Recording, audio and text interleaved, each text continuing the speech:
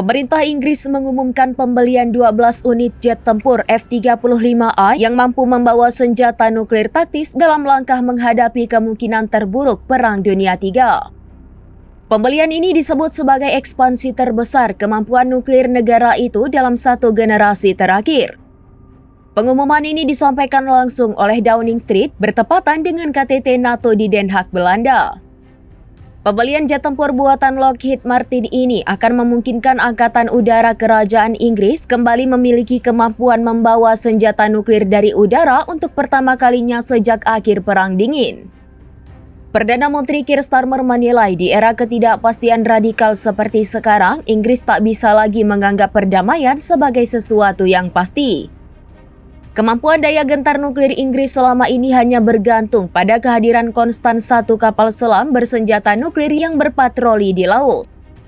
Namun dengan pembelian F-35A, Inggris akan memperluas opsi strategisnya sekaligus menyelaraskan diri dengan sekutu NATO lainnya seperti Amerika Serikat dan Prancis yang masing-masing memiliki sistem senjata nuklir berbasis darat, laut, dan udara. Seorang pejabat Inggris seperti dilansir CNBC menyebut bahwa pesawat-pesawat F-35A akan dilengkapi dengan bom nuklir taktis B-61 yang dipasok oleh Amerika Serikat.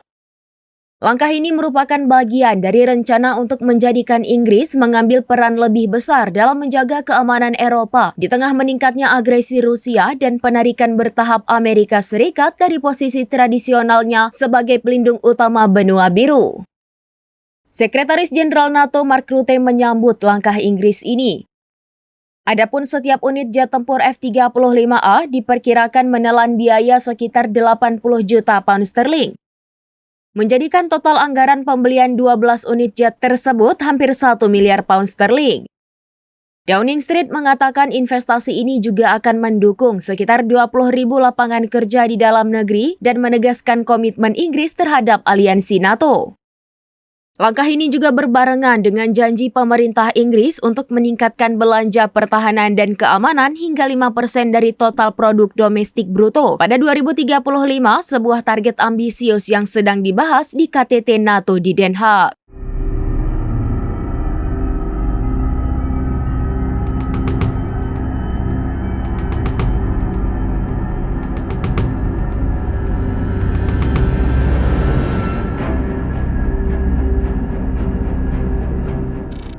Download Tribun X sekarang, menghadirkan lokal menjadi Indonesia.